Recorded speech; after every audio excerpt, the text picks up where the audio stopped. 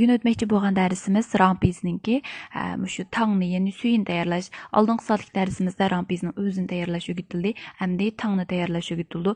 Buning ketarlik materiallar bo'lsa, birinchi bo'lib piyoz, undan keyin kavovichin, shakal badiyana.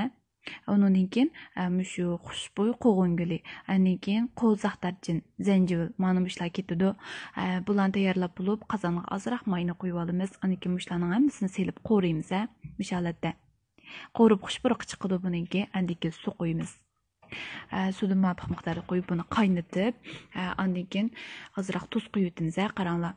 Undan keyin Janyudan bir sapliq qo'yamiz. Ondan keyin biz buni cho'yludan o'tkazib, shu materiallarni ustida ip qilib, ostida suyini ayrim qilib olamiz, qaranglar. Bu holatda rampizniki bu tang tayyor bo'ldi. Endi yana bir bosqichda shu samsaqni yanchiymiz. Ozroq tuz qo'yib, buniki yanchiymiz. Undan keyin ustiga suv qo'yamiz, shu issiq qaynoq suv.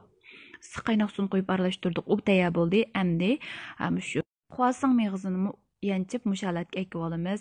Undan keyin günjut qiyamiga ozroq qaynoq suv aralashtirib, biz buni suyuq holatga ekib olamiz. Ondan keyin shu tarxamakni to'g'raymiz, bu holatda. Ondan tayyorlab qo'ygan rampizlarimizni qilib, shunda o'rab, undan keyin to'g'raymiz, qaranglar. Hammasini bu holatda to'g'raymiz. Bek tor qilmaysiz, bekkan qilmaysiz, bu holatda to'g'raysiz, qarang. Mana bu holatda hammasini to'g'rab tayyor qilamiz. Ondan keyin payam tayyorlab qo'ygan tingimizni eng avval qo'yamiz. Ondan keyin samsaqning suyini qo'yamiz, o'zimiz tayyorlagan. Ondan keyin ya'ni günjutning suyini qo'yamiz. Ondan keyin shu lazdan bir qo'shiq seplam ustiga ozroq tarxamakni solamiz, menjingni solamiz.